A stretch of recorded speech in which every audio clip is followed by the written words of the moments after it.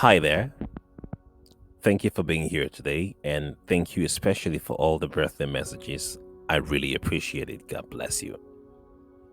Today it's Q3 episode 5, and we will be considering the topic miracles around the lake. Let's dive right in. Last week, you will recall we explored the parables of Jesus in Mark chapter 4, stopping at verse 34. This week, we will be exploring from the last 7 verses of chapter 4 to chapter 6, or if you prefer, a realm of possibilities, according to Nelson. But before we start, a little background information. Do you remember the text?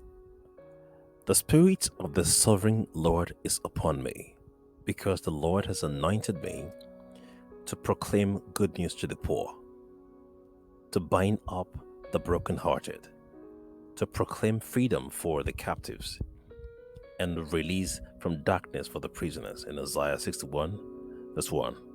If you recall, this was the exact same text that Jesus read while in church in Nazareth, as we find in Luke chapter 4, from verse 16 to 19. The underlying context here refers to a period of time when the people of God, who had been afflicted with suffering from the Babylonian exile, were despondent. It had been such a long, tough time, and the prophet Isaiah, through inspiration, shares with them the good news of an expected anointed one, the Messiah, who will proclaim God's blessings. And in this prophecy, Isaiah leaves clues on how to identify this Messiah when he eventually shows up. Hence, his ministry will be a cocktail of the gospel and a deliverance of the people physically and spiritually. So, every generation after that continually anticipated the coming of this Messiah. In Jesus' days, the people had no problems believing God and his prophets. They even kept his laws, including the Sabbath. The problem was in the uncertainty of the true identity of Jesus when he showed up. If he truly be the expected Messiah, then he should be able to check off Isaiah's boxes, as in teach the word and heal the people. So, between the inauguration of his ministry, his crucifixion and resurrection, Jesus was continually under scrutiny, especially by those who knew this prophecy and the power of God.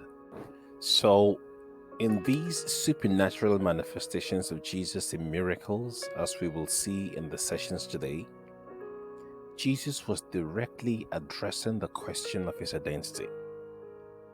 To the genuinely curious, with these miracles, he was literally screaming, "I am he."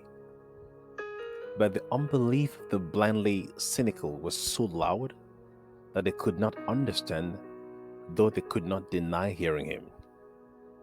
That's a story for another day.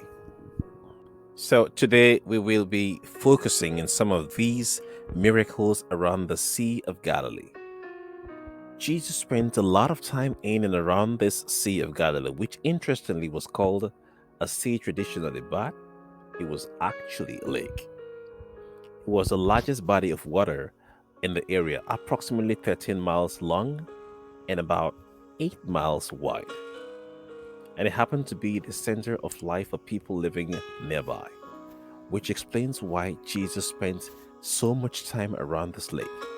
Because he lived to serve and minister to the people.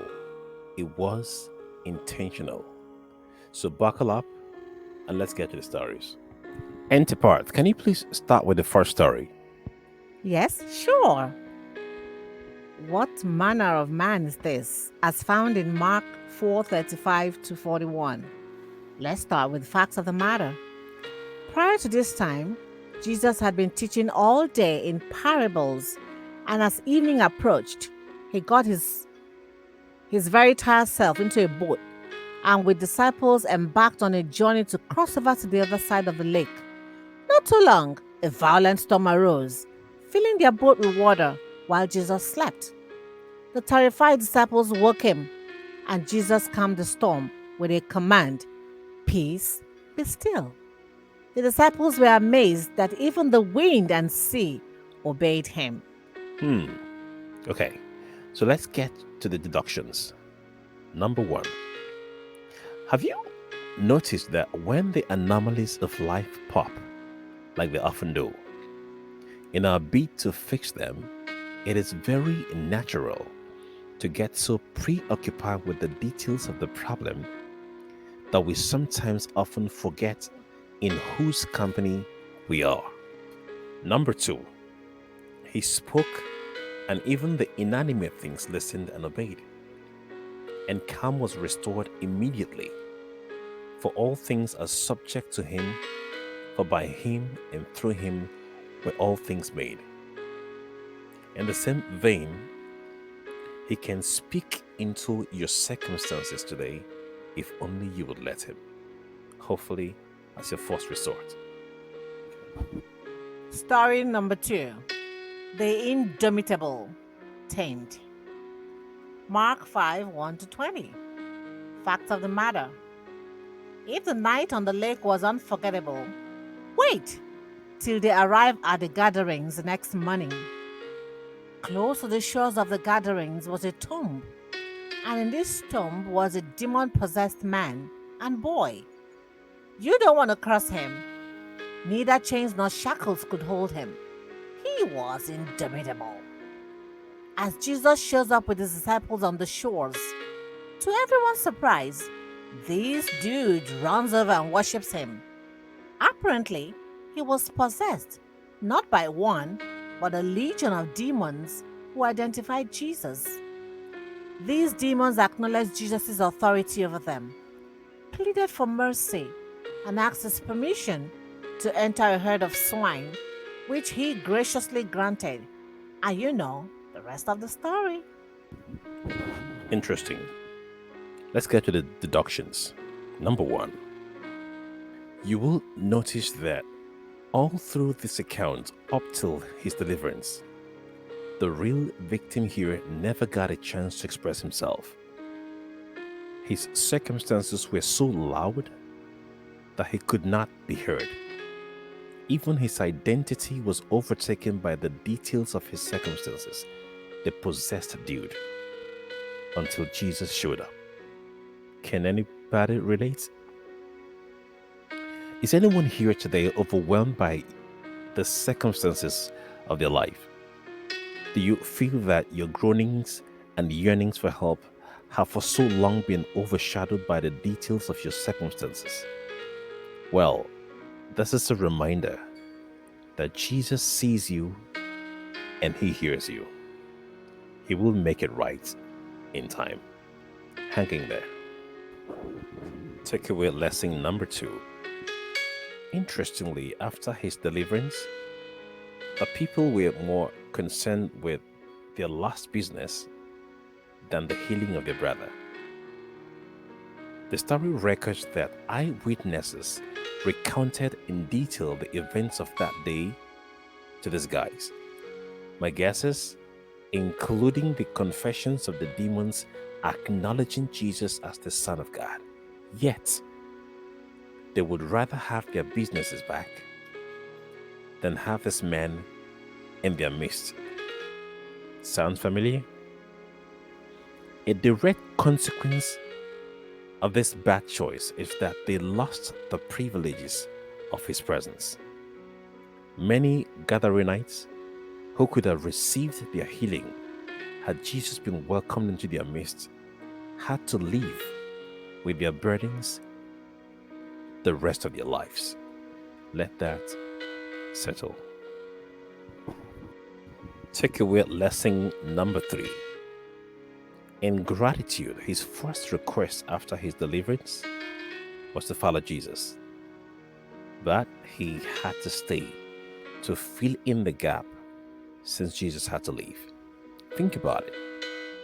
This dude had only been with Jesus just a few minutes, maybe hours. It couldn't have been enough to learn all that there was to learn. So, if effective witnessing is exclusively a function of how much of the word we know, in my opinion, this man does not qualify to be a witness. All he probably had to say was his experience. I was sick and Jesus healed me. Short but profound. The Gadarenites may not like Jesus very much, but they cannot deny the reality of the evidence of his healing in this man. Point is, there is a place for doctrine, but there is a place also for personal testimonies. They should be complementary. Question is, what is yours? Story number 3, Beyond the Boundaries of Logic. You'll find the details in Mark 5:21 to 43. Now, in this account, a religious leader by name Jairus breaks the ranks when his daughter falls sick. He goes to Jesus to ask for help. And in response, Jesus follows him immediately. But on their way, they had a delay. A woman who also needed help, who had been hemorrhaging for 12 years, touches Jesus' garments and she is healed instantly. After much commotion, Jesus continues his journey. But before they could get to the house, the girl was already dead. Jesus held her hand, raised her up, and boom, she was restored back to life. And everybody was astonished. Lesson number 1. Let's talk about this 12-year pandemic case. Verses 24 and 31 clearly confirm that Jesus was probably shoved and touched from all corners by many people in the crowd. So, what was different about this woman's touch? You see, there's something about our mindset when we come into His presence that separates our experiences and explains why one may receive and the other doesn't. Jesus hinted at this when he referred to the prayer of the publican and the Pharisees in Luke 18:9 to 14. Our mindset, a consequence of a preparation preceding coming into His presence, conditions our hearts to connect with Him and unlock access to certain experiences and privileges. It wasn't so much about the touch, for Jesus was pressed on every side. God puts it this way: you will seek me and find me when you seek me with all your heart, as we find in Jeremiah 29, verse 13. Takeaway number 2: routines and rituals may get us to the corridors of His presence, but sometimes not enough to access certain privileges of His presence. Every gathering in His name is yet another opportunity to connect and access these privileges if we will take heed to this pattern. Beyond the beauty of our makeups and attire, it is our mindset that really counts here. For this woman, she came expecting. She may have been ceremonially unclean. Her circumstances may have even defined her in her community. Until her case, there was no precedence of anyone receiving healing that way. In her condition, she may even have been smelling and could have easily become an object of mockery. Yet, in spite of all those reasons, she would not let anything deter her. She came expecting. And like the psalmist will say, a broken and a contrite heart our God would not despise, as we find in Psalm 51, verse 17. Now, herein lies a recipe of coming into His presence and assessing the privileges of His presence. Remember that. Takeaway lesson number 3. Had this woman left unnoticed, though healed physically, the stigma of her illness would still have followed her. Being ceremonially unclean, she was isolated and couldn't attend public events so as not to defile other people. Imagine the emotional torture she may have had to endure all these 12 long, lonely years. Her community may have still considered her unclean. Though in a hurry, Jesus stopped the procession both to acknowledge her faith but also to make sure her healing was complete. While addressing her case and reached Jairus' house, news came to Jesus and Jairus, the girl was dead. Now, logically speaking, it was too late. Let's get real here. Have you ever experienced some kind of delay while waiting on God? And sometimes while in the waiting room, waiting, praying, and hoping, our situations might degenerate, in some cases to levels it might seem irredeemable. Any witnesses here? Jesus leaves us yet another principle in this account that is still relevant today. 1.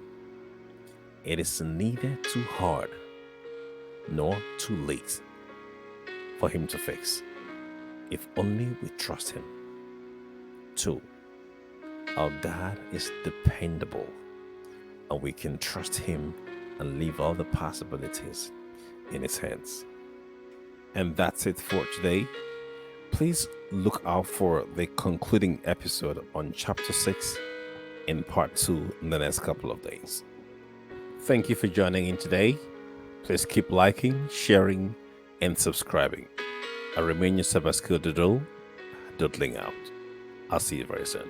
Bye. I'll see you next Sabbath. Thank you, Kelechi.